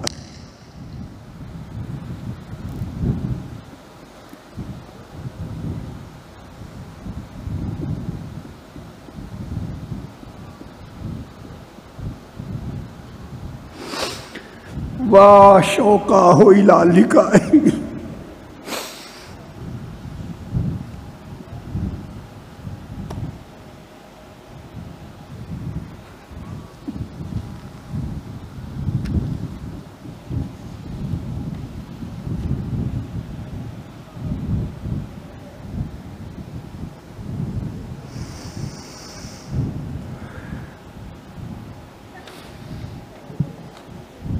ہائے ہائے ہائے.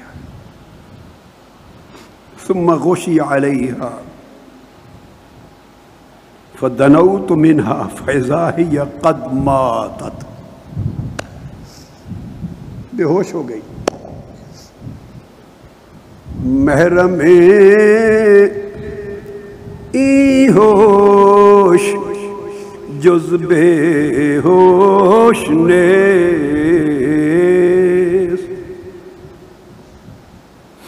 میرے بیٹوں اور بیٹیوں، اس بے ہوشی کے پیچھے جاؤ. اس بے ہوشی میں ہوش کی ایک اور آنکھ کھلے گی. جس حال میں ہم پھرتے ہیں وہ علامہ اقبال نے بھی کہا تھا نا، میں جو سر بسجدہ ہوا کبھی تو زمین سے آنے لگی صدا، تیرا دل تو ہے صنم آشنا، تجھے کیا ملے گا نماز میں. تیرا دل تو ہے صنم آشنا، تجھے کیا ملے گا نماز میں. صنم آشنائی سے نکلو عاشقو، اس سے آشنائی پیدا کرو. اس جیسا ہنسی کوئی نہیں، اس کے عشق جیسا عشق کوئی نہیں، اس کے عشق کی لذت جیسی لذت کوئی نہیں، اس کی قربت جیسی قربت کوئی نہیں، اس کی ملاقات جیسی ملاقات کوئی نہیں، اس کی محبت جیسی محبت کوئی نہیں، اس کی باتوں جیسی کوئی بات میٹھی نہیں ہے. جام پیو جام، پورا جام نہیں شروع میں تو چلو ایک دو گھونٹ ہی پی لو، چکھو تو صحیح میرے بیٹو میری بیٹی، چکھو۔ وہ فرماتے ہیں کہ میں پھر دوڑا بازار میں اس کے لیے کفن دفن کا انتظام کرنے، سامان خریدنے کے لیے کہ کفن لاؤں، کپڑا لے آیا۔ جب میں پہنچا تو اس کو کفن دیا جا چکا تھا، تنہا تھی کمرے میں، حجرے میں اور کوئی نہیں تھا۔ میں کفن کا کپڑا لے کے آیا تو اس کو کفن دیا جا چکا تھا، اور کفن کے اوپر 2 سطروں میں لکھائی تھی، اوپر لا الہ الا اللہ محمد رسول اللہ لکھا ہوا تھا، نچلی سطر پہ لکھا تھا الا ان اولیاء اللہ لا خوف علیہم ولا هم یحزنون۔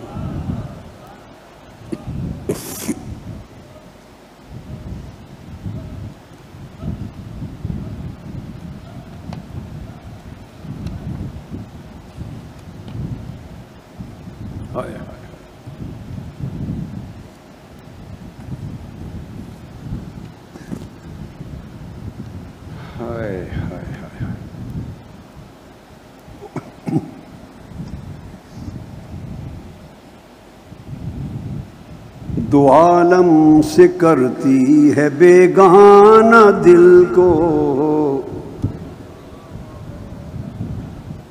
دو عالم سے کرتی ہے بیگانہ دل کو، عجب چیز ہے لذت آشنائی۔ یہ جو لذت آشنائی ہے یہ بندے کو بیگانہ کر دیتی ہے دو عالم سے، ہر خیال دل سے نکال دیتی ہے، اصل توحید کا مزہ چکھاتی ہے، اس کی حسن وحدت کا مزہ چکھاتی ہے۔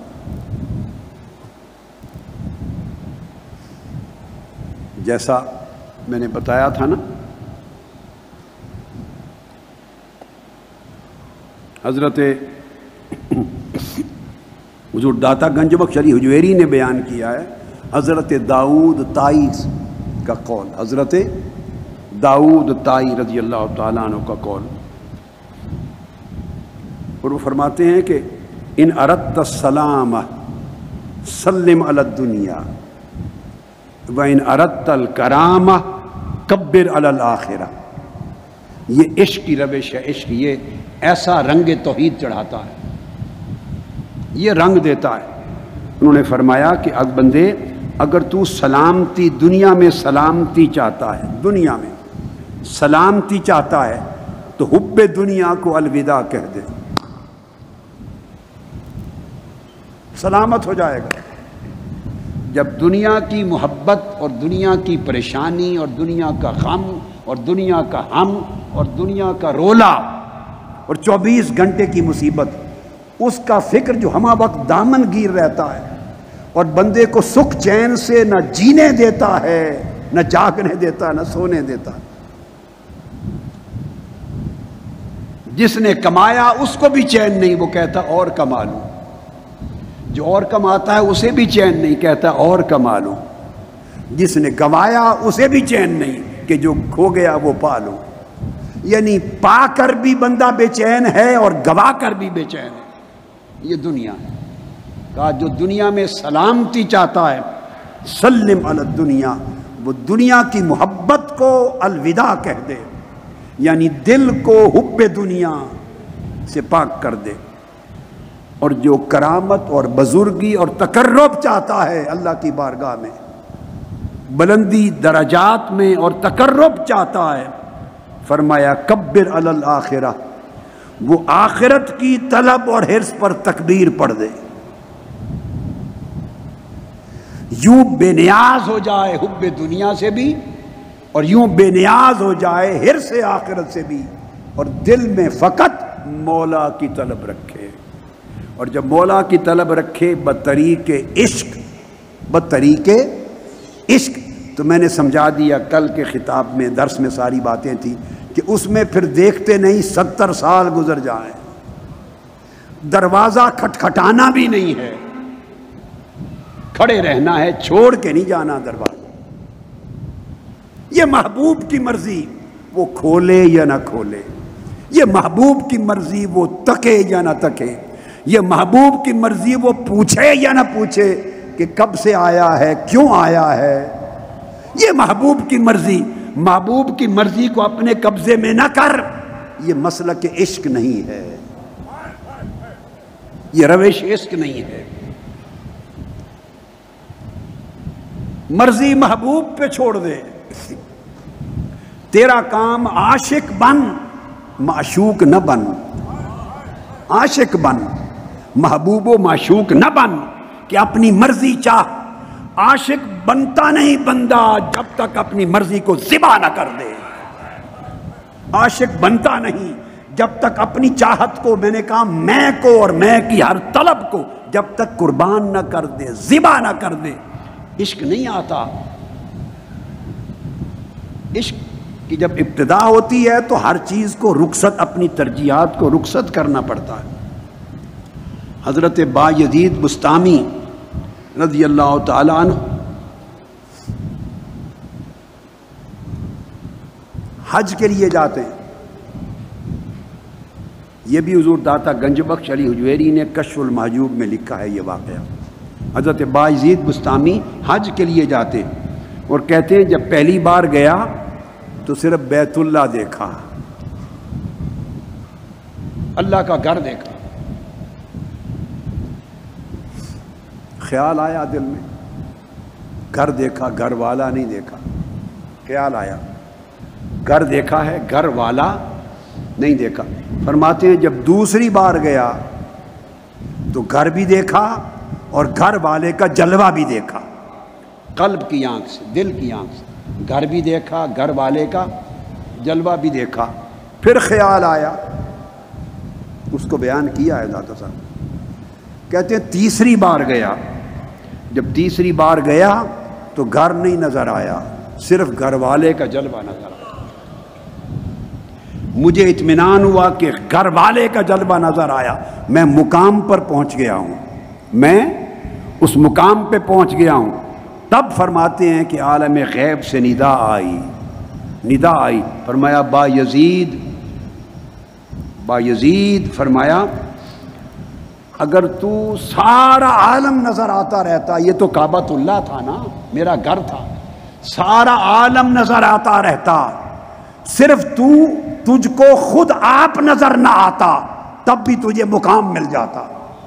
تو یہ جو عالم نظر آتا ہے وہ رکاوٹ نہیں بنتا، رکاوٹ بنتا ہے بندہ ہر جگہ اپنے آپ کو دیکھتا ہے کہ میں نے یہ دیکھا، بس میں کا نظر آنا بند ہو جائے، عاشق منزل پہ پہنچ جائے۔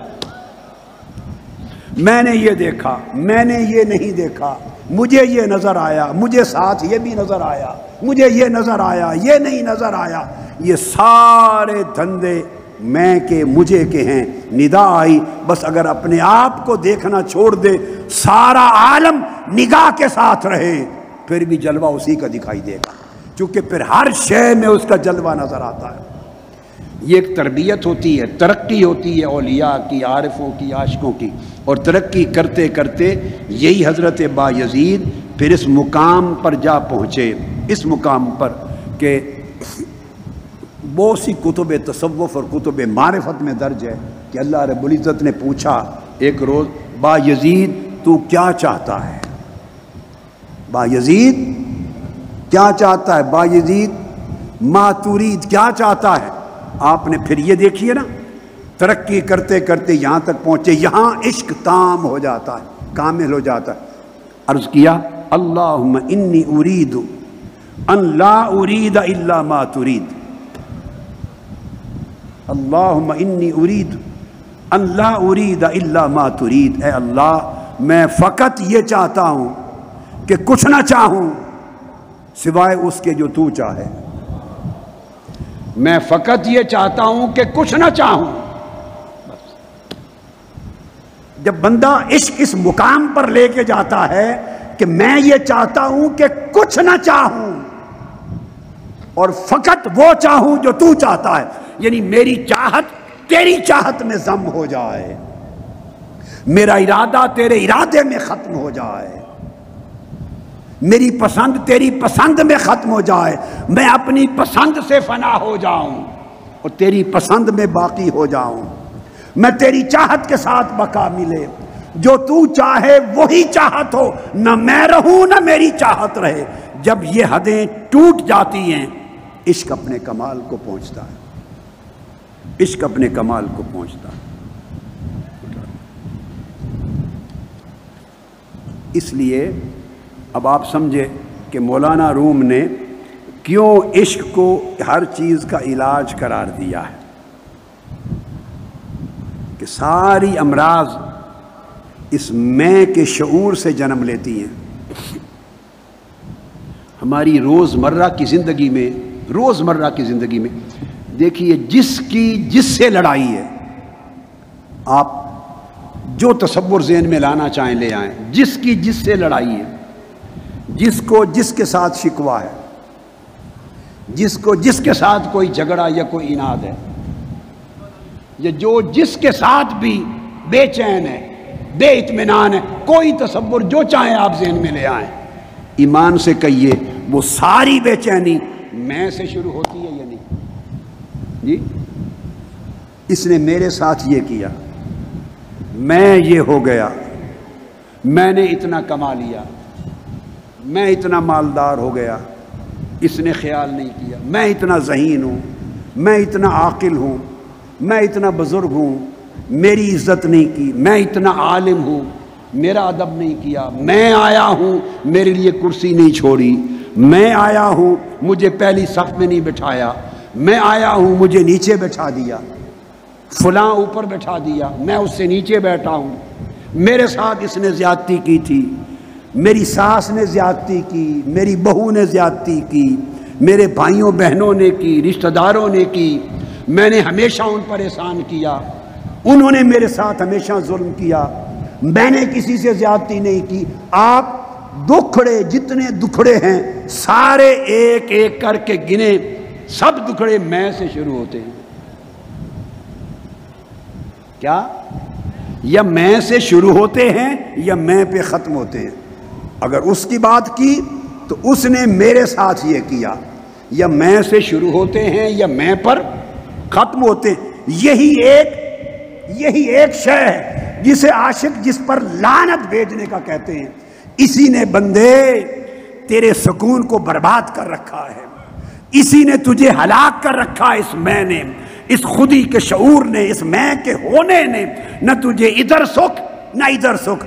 عشق کا طریق ہر مرض کی علاج اس لیے ہے، وہ کہتا ہے کہ خود اس میں کے خود ہونے خودی سے بے خود ہو جا، اس میں کے ہوش سے بے ہوش ہو جا، اسے ذبح کر دے۔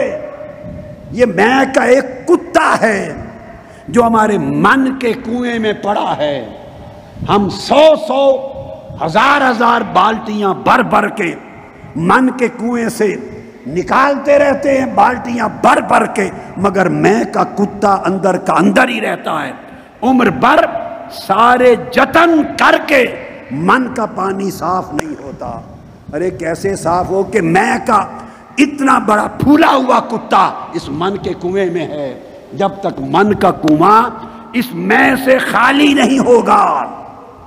پہلے تو میں اتنی بڑی نظر آتی ہے، اور جیسے جیسے علم ملتا چلا جاتا ہے میں ہوا بڑھتی چلی جاتی، میں بڑی ہوتی چلی جاتی، جیسے جیسے عمل بڑھتا چلا جاتا ہے میں بڑی ہوتی چلی جاتی، جیسے جیسے شہرت اور عزت اور ناموری بڑھتی چلی جاتی ہے میں پھولتی جاتی ہے، جیسے جیسے کاروبار بڑھتا چلا جاتا ہے میں پھولتی چلی جاتی ہے، جیسے جیسے مال و دولت آسائش بڑھتی چلی جاتی ہے میں بہت بڑی ہوتی چلی جاتی ہے۔ الغرض جیسے دنیا میں آپ بڑھتے ہیں اسی بڑھنے کے تناسب سے میں بڑھتی ہے، اور یہ میں آپ کو برباد کر دیتی ہے، کہیں کا نہیں چھوڑتی، نہ سکھ دیتی ہے نہ چین۔ اور جو عمل صالح بندہ کرتا ہے میں چھپ چھپ کے اس عمل کے پیچھے ریا کھڑی کر دیتی ہے، جس ریا کی خبر بھی نہیں ہوتی، جس ریا کی خبر بھی نہیں ہوتی۔ بعض اوقات بندہ سوچتا بھی ہے تو کہتا ہے نہیں میرے اندر ریا نہیں، میں تو اللہ کے لیے بھی بھلائی کر رہا ہوں، نیکی کے لیے کر رہا ہوں۔ اس وقت پتہ نہیں چلتا، اس وقت پتہ نہیں چلتا، کوئی سچویشن کریٹ ہو جائے، کوئی سچویشن جب آپ نگلیکٹ کیے جائیں، آپ کو اگنور کیا جائے، اس وقت میں بولے گی مجھے اگنور کر دیا، میرا عمل یہ تھا، میں یہ کرتا رہا۔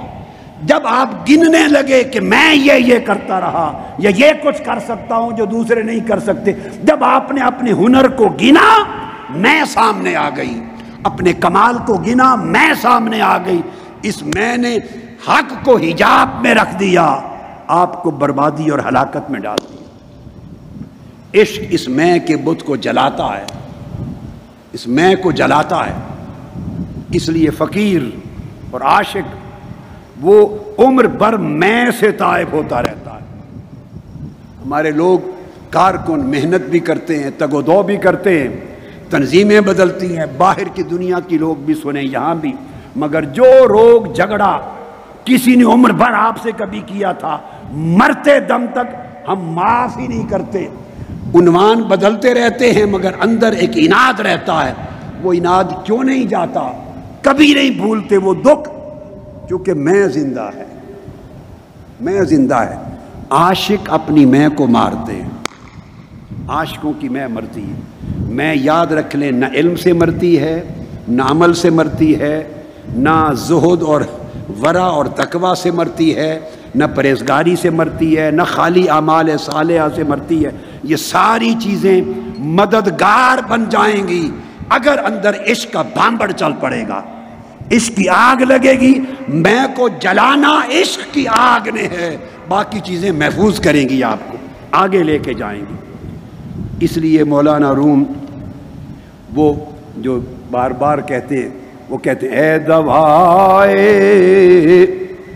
نخوت و ناموس ما، اے تو افلاطون و جالینوس ما۔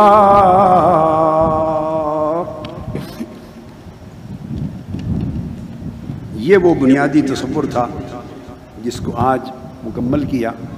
کل یہ موضوع آگے چلے گا، تو یہ عشق کی بستی ہے، عاشقوں کی بستی ہے۔ میں امید کرتا ہوں کچھ نہ کچھ سبق مل جائے گا، کچھ نہ کچھ لے کے جائیں گے کہ نہیں جی؟ اس کو پھر من پر زندگی میں برتنا ہے، وارد کرنا ہے۔